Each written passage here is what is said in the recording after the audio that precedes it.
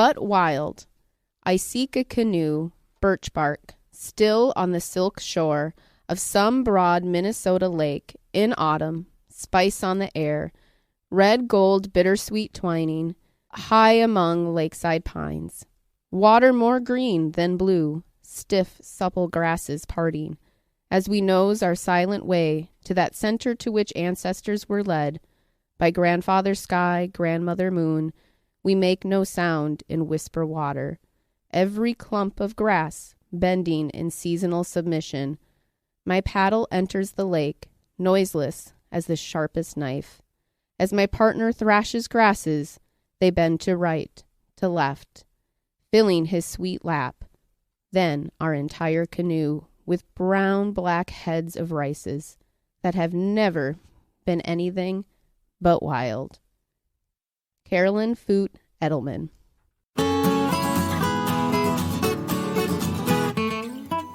Welcome to The Wandering Naturalist, a Three Rivers Park District podcast. I'm Angela, she, her, a wildlife biologist with Three Rivers Park District. And I'm Brandon, he, him, an interpretive naturalist with Three Rivers Park District. Three Rivers Park District manages over 27,000 acres of parks on lands that are the ancestral and contemporary homeland of the Dakota people in suburban Hennepin County and surrounding areas.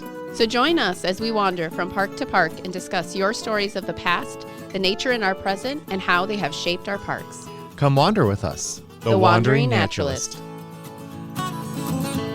So as the poem may alluded, and maybe some are picking this out, it's describing harvesting wild rice, a sacred plant revered for its sustenance and deep connection to indigenous identity and heritage.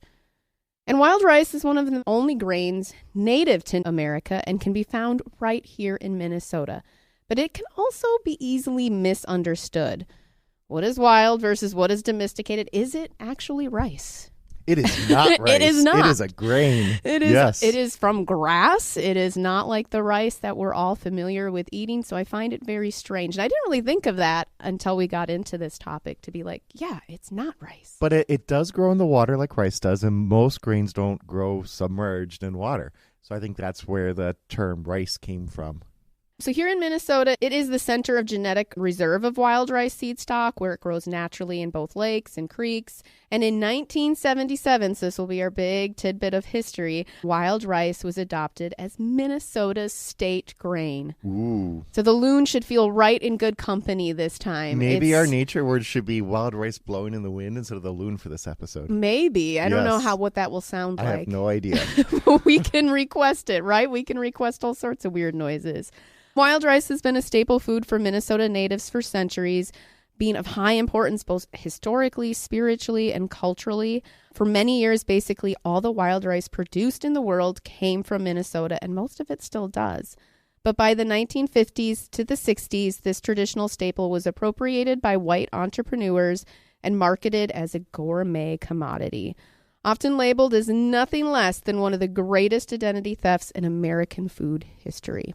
Which I think, again, most people don't dive into that history aspect of like a plant or an animal, but ta-da! Yeah. There it is. And I think wild rice is a really, really deep one for that. What can easily be overlooked, however, is the high ecological importance of wild rice. We have touched on this before when it comes to water. We're the land of 10,000 lakes. When was the last time you thought and considered the plants growing along a shoreline? Have you considered why that plant grows near in the water? How might it be helping other organisms in the lake or even just benefiting you? Brandon, what knowledge do you have or experiences with wild rice? Oh, I love wild rice. I think it's one of my dad's obsessions when we were growing up in Florida. It was his Minnesota connection, so we always ate wild rice. I remember canoeing by and through wild rice, and it's really just amazing. But for me, it really is about eating it. Like one of my favorite breakfasts that I make pretty often, and Rowan loves it, is oatmeal mixed with wild rice. Then you mix in maple syrup and all kinds of fresh fruits, and it's just delicious. But the most unique way I've had it, when I worked at Voyageurs National Park, I worked with an Ojibwe elder. Her name was Ida Mainville. And she was amazing. And being 20, I did not realize just how kind and sharing she was with all of her knowledge. But she talked about as a kid taking wild rice and you would get a cast iron frying pan with oil, The and you'd best, put the it best over way a to fire, cook. and you'd throw one kernel of wild rice in, and then when it popped, you'd throw the rest in, and you shake it, and it pops like popcorn. Yeah, And I then was you add reading about maple this. sugar to it. And so I've made that a few times. How It's does that delicious. compare to normal popcorn? Honestly, it tastes like Smacks cereal. A little bit. It kind of I has a don't know that similar I've texture. ever had Smacks You've cereal. never had Smacks? That's like No, one of the that's- greatest cereals what? ever. I feel Oh like- my gosh, you are missing out. The wild rice tastes way better than Smacks and is way healthier. But I it gets would kind of imagine that so. Popped sort of thing. It definitely doesn't taste like popcorn, Okay. but you make it in a similar way, and that is just really fun. I definitely recommend trying it if somebody hasn't tried it. Put some maple sugar on top. And so I've done it for camps. I've done it for classes since she's told me about it, and it's just, I like it. Yeah, I don't know much about wild rice. We've been working with it a little bit, which Stephen will be sharing on, and that's really, besides eating it like most other people, I've never gone out. I've never really, I've seen it growing in wetlands and be totally amazed by it. Like in northern Minnesota, when I've done dragonfly stuff and you get to a wetland like that and you really see how thick it can grow, it is just kind of really amazing to watch it moving and how it sways in the breeze. But yeah, this has been fun for me because I feel like wild rice is not something I know very much about. So to help us learn more and unearth the facts around wild rice, a few guests we invited and graciously agreed to spend time with us. I will give this disclaimer that I was hopeful to have a native guest, as I felt strongly that they represent the true significance to wild rice here in Minnesota. In all my efforts, I was unable to do this. This is something Brandon and I strive really hard to do. And I don't want people to shy away from that or think that we didn't. We did try. We have room and space to learn how to do that and build those relationships and trust. So I just want to be very transparent about that because I think having authentic representation takes time and trust to build those relationships. So please do know that Brandon and I are still very much committed to holding ourselves accountable to showing all those voices. Our first interview will be with Ann Geisen from the Minnesota DNR to help get a bit of that rich history and context of wild rice in Minnesota. Ann works as a wildlife lake specialist and will share a wealth of knowledge around aquatic ecosystems. Then our very own Stephen Hogg, Senior Wildlife Manager, returns as promised from muskrats to talk about specifics around wetland restoration projects here at Three Rivers, which includes, yes, wild rice. And lastly, Darren Vaught from 1854 Treaty Authority takes time to explain treaty rights and tribal perspective of the deep relationship with wild rice.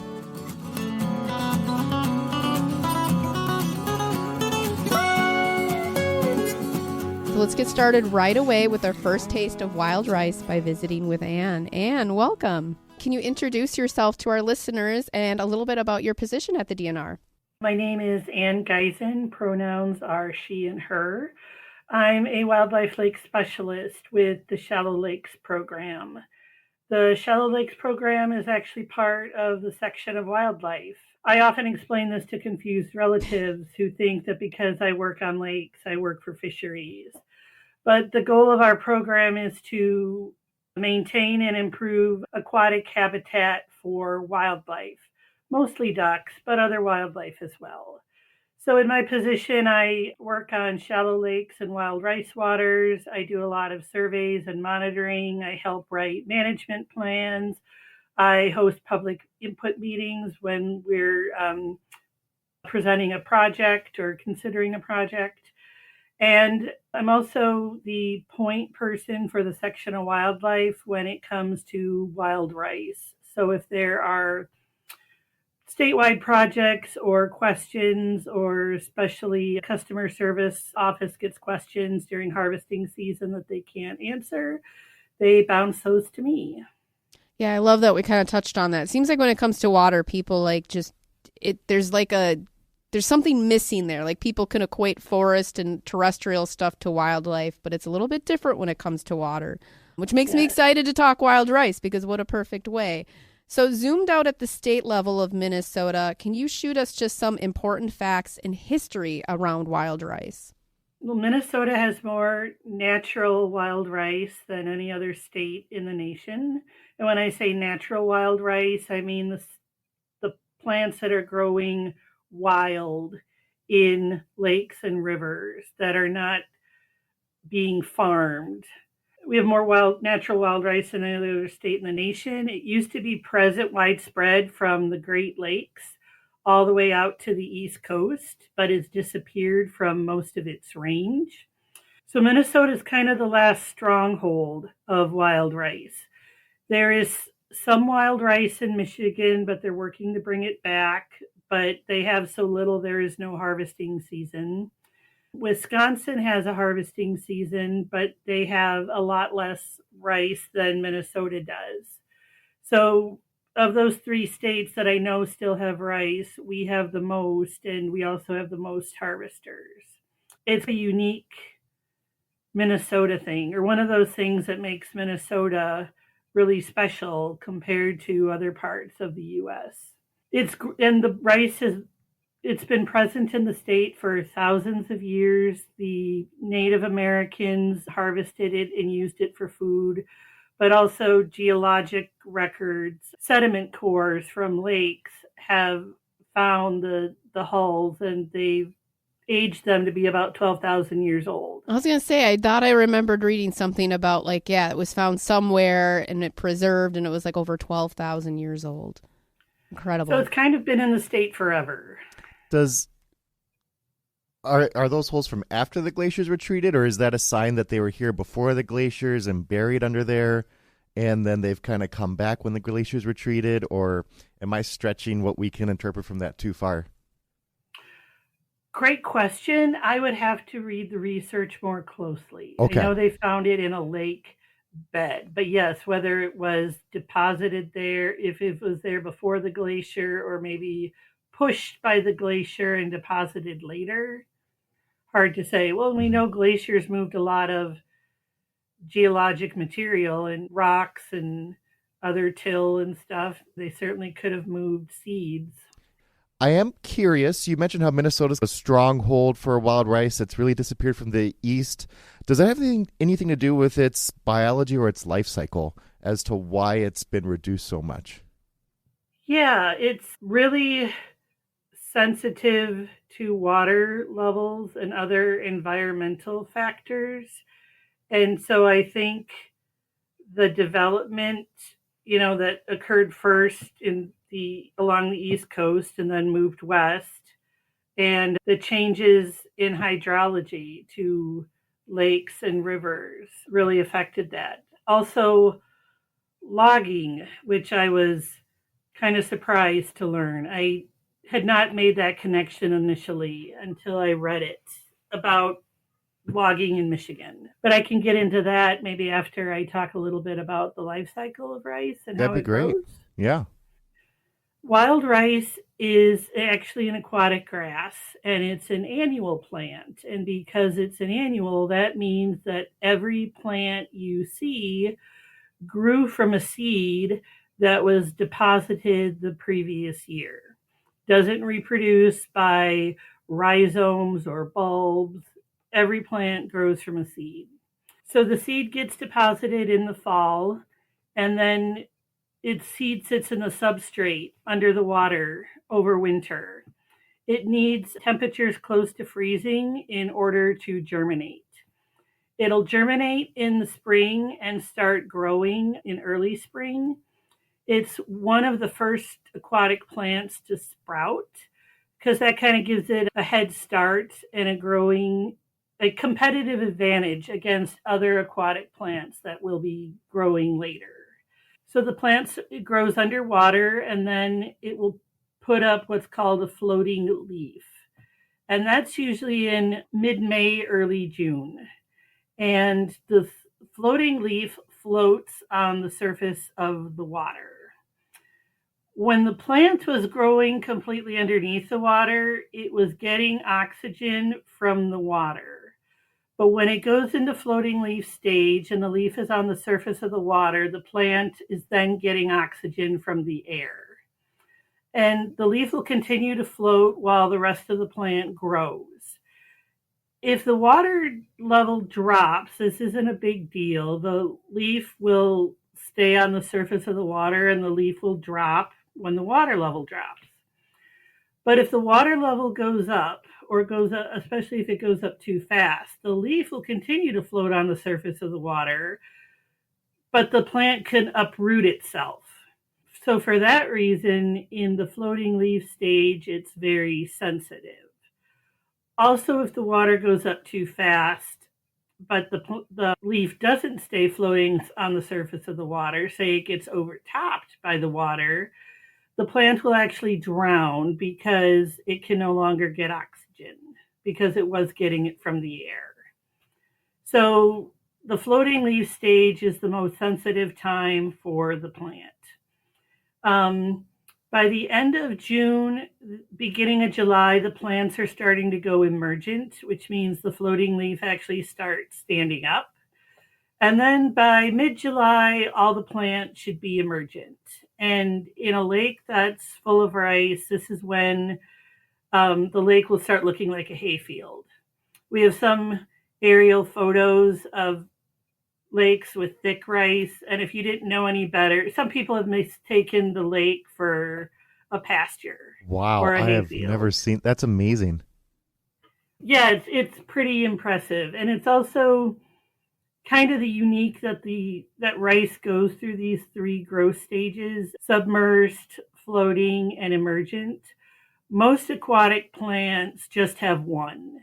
They're submersed their entire life, or they're floating leaf the entire life, or emergent, but not I can't think of any others that go through all three stages. I have a couple of questions about that. One is, once it becomes emergent, is it still really sensitive to water level rising, or because it's emergent now, it's more set?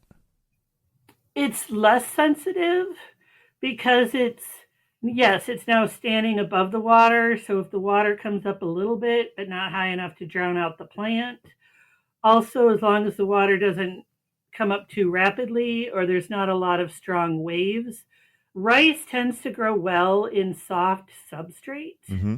Not always. I've found it growing in sand and other bottom types, but in a soft substrate, it doesn't its roots aren't in really solid. It's not like tree roots in upland soil where it would take a whole lot of effort to get them out of the ground. They're very loosely in the substrate. So if there's a strong wave, it could uproot the plant. That And I've seen that after storms. I go out to a rice lake and there's all kinds of uprooted plants washed up against the shore. that kind of was my next question. Then is, are they really sensitive to boat wakes? They can be. Um, any kind of wave or wind action. And yeah, if you've got speedboats, for sure. That's why, and not just wild rice, but also on many lakes, there's a no wake zone within 50 feet of shore Mm-hmm. so that you're not disturbing the bulrush or the other plants that are growing in the shallow area. And you're not the wave, so you don't create waves that would cause damage to the private shoreline. And then you mentioned logging really being a thing that helped remove wild rice. I'm really curious about that. Is it because of all the dams they built for logging that really affected water levels? Is it something else? Part of it was the dams, which any kind of dam or obstruction that's going to raise the water level permanently, and most dams raise the water level permanently. They backed it up for power or for some other reason. But also a beaver dam in the outlet channel of a lake, it may not raise the water that much, but it causes the water in the lake to go higher than it would normally, or to rise faster. And that increased bounce, we call it, can wipe out rice. The other thing with logging that I read in a book about Michigan wild rice, the rafts of logs that they Yeah. sent down the rivers and lakes. If you imagine logs from shore to shore, they would take out any floating leaf and emergent vegetation. So, no water lilies, no bulrush, and no wild rice. But bulrush and water lilies are perennials that grow from rhizomes. So, if the plant gets taken out one summer, there's still a rhizome in the substrate to grow a plant next year. That's not true with wild rice. They all grew from seed. So when that plant is taken out, that seed is gone that it grew from, and it won't produce any more seeds for the future. So you do that often enough, you wipe out all the wild rice with a log graft on Lake X for 15 years. Suddenly there's no seeds left in the substrate to grow new plants. There's a lot of power in that seed then, especially for any species that's an annual. I'm kind of curious, how many seeds does like a plant produce? I'm not sure if they've probably studied it somewhere, but I've not been able to find it. I did count one plant. I needed some kind of baseline, and it was over 100. Okay. And the other thing we found is they seem to remain viable in the substrate for a long time. On one lake, I can document for sure 20 years. Another lake that a colleague worked on, it seemed to him that they had been dormant in the substrate for 40 years. And the other interesting thing is that not all the seeds deposited from a given year will grow at the same time. So if 100 seeds fall into the water in August, next spring, not all 100 will germinate. And I've looked for statistics, and I don't know if it's 15% or 80% or 2%, but only some of those seeds will grow, and the rest will continue to sit in the substrate. That makes sense for an annual plant, yeah. Which is why if there's a bad rice year on Lake X in 2024, Lake X is not completely wiped out. The rice won't be gone completely. Come spring of 2025, there will still be some seeds in the substrate to grow. So considering all that, it's pretty resilient. How does the presence of wild rice in an ecosystem benefit other organisms? Because we've talked a lot about it being so important for indigenous, for having a food source. And from what I've read, it's really high in a bunch of really great things for us. So it's valuable for us to eat. I'm wondering, is it valuable for other wildlife to eat? Yes, excellent food source for migrating birds in the fall. I mean, the timing is good. The rice gets ripe in August and the birds start flying, August, maybe through November. And they've documented waterfowl stopping at some of these these key rice lakes seem to be important stopover places for the ducks. They have learned this is where they know to go and get food. So it's great food for waterfowl and other birds.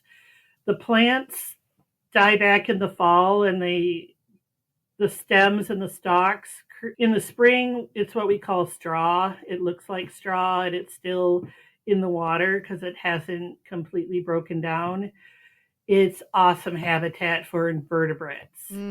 They can get in there and hide and grow and be safe from fish and birds, but the birds have also learned to key in on that. So you'll see them poking in the wild rice straw on their spring migration back to Minnesota.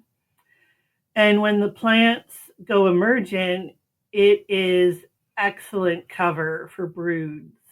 I was out on a lake and there was a family of swans, so I was trying to get a count, but I could not be sure how many because the rice was tall enough. I could see the adults' heads, but not their necks, and I could barely see the cygnets. So if a bird wants to hide, dense wild rice is a great place to do it.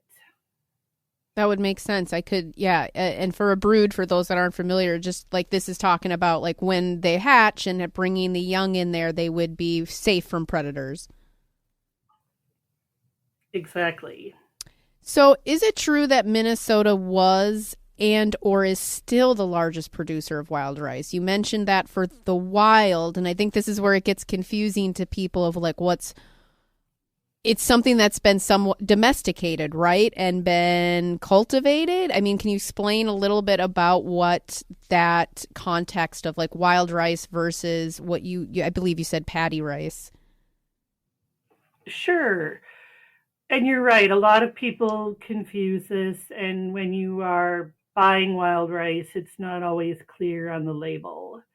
But truly, to back up a little bit, truly wild, natural wild rice that grows in lakes and rivers has a couple of unique characteristics. One is that the seeds on an individual plant do not get ripe all at the same time. It's a staggered ripening process. So, expanding that, the rice in a given lake does not get ripe all at the same time. So, if you go out on Monday to the lake to harvest and you make one track, you'll get grains. If you go out 2 days later and you follow the same path with your canoe, you will get more rice. It's not all done yet. An individual lake can be ripe for 2 to 3 weeks. This is one of the plant's defense mechanisms against birds. If a big flock of birds came in and all the rice was ripe, the birds might get all the rice or most of the rice, and there wouldn't be enough seed to grow a crop next year. So it has this staggered ripening process. Another characteristic of rice, natural wild rice, is that the seeds hang on to the plant until they're ripe and then they fall into the water. Or if you're a harvester going through with a canoe and you knock the plant with your flail, then it'll fall into your canoe. But it won't fall off it won't fall off the plant until it's ripe. But if you are a farmer trying to grow a crop and the grains are not getting ripe all at the same time, and the grains could get ripe and fall to the ground, this is a problem if you're trying to harvest it. So the University of Minnesota bred wild rice plants for the grains to remain on the plant even when they're ripe, and for the grains to ripen all at the same time or close to all at the same time. So they basically created cultivated wild rice, or what's also commonly called paddy rice. And farmers actually grow this like a crop. They put in dikes to hold back water, they flood the pools to grow the plants, and then they drain the pools in the fall so they can get their specialized combines in there to harvest the plants. So, if you want to consider the history of harvested wild rice, the heyday of harvesting in Minnesota was the 50s and 60s.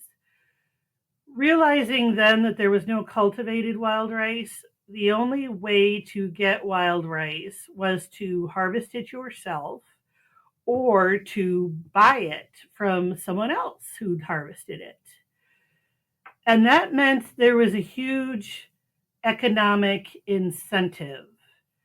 All kinds of people went out to rice, not only for the food for their families, but also for the extra income.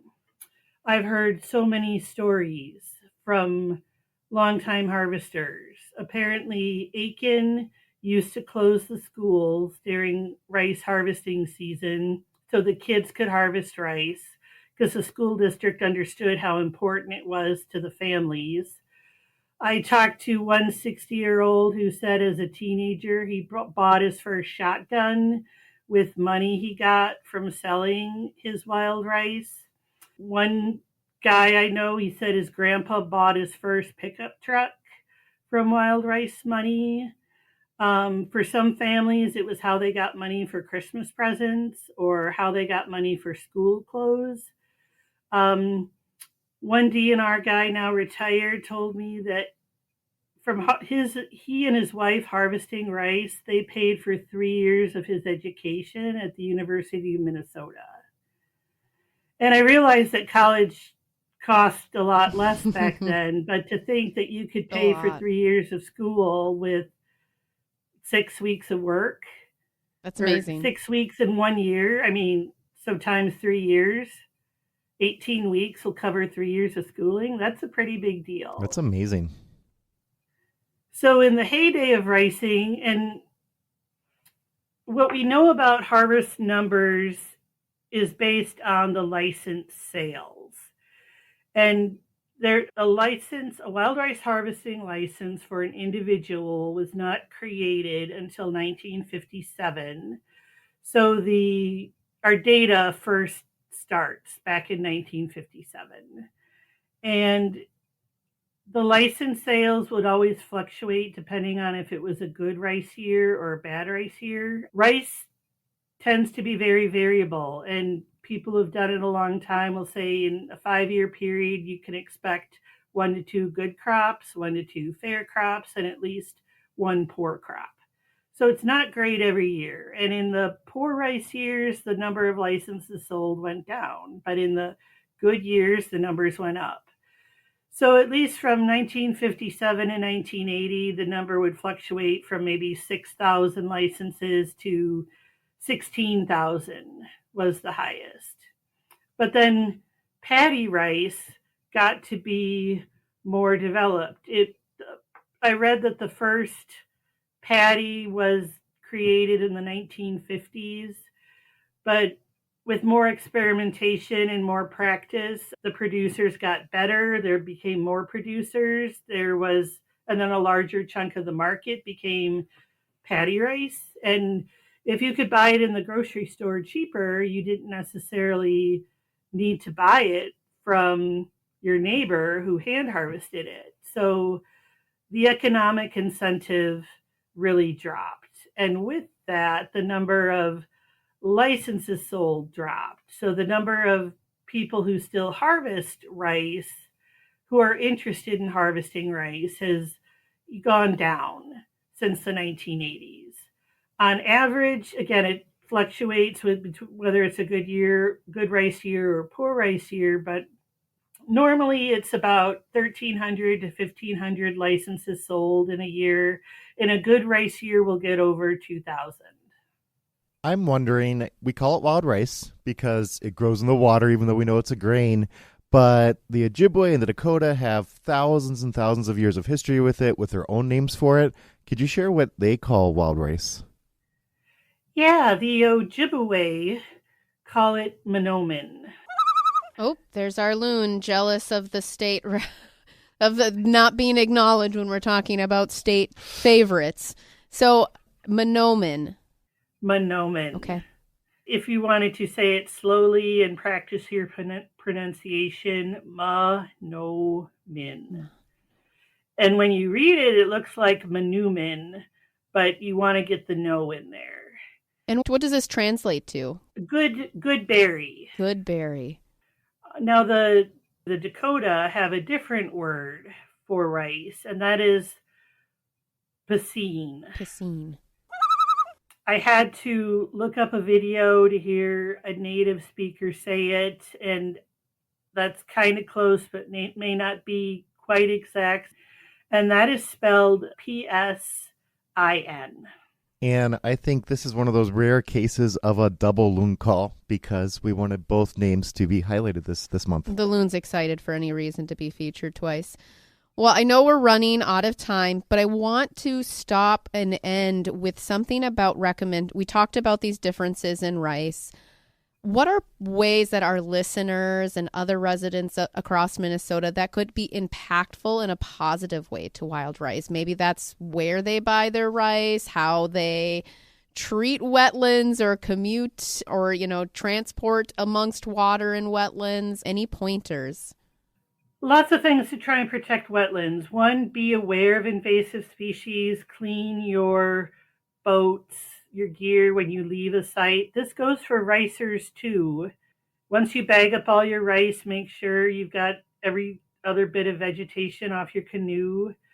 If you're not a ricer, but you're going through and you're out in August or September and there's a rice bed, don't be motoring into it. If you're an angler, maybe motor up to it and, cast your bass jig into the rice because there's probably some fish in there, but don't be motoring in the rice and breaking off stalks.